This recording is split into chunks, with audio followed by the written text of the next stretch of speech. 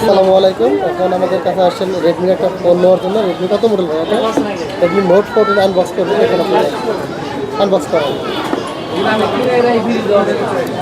এর আগে কোনটা চালাইছিলেন? এর আগে কি ফোন ছিল? এটা সামনে এটা রেডমি ছিল, রেডমি 9 পাওয়ার মনে হয় না?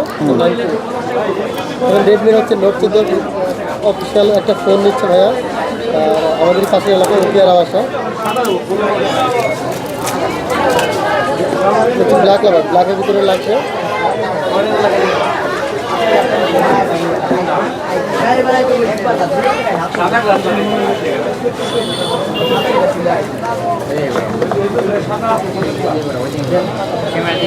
বাইর করো।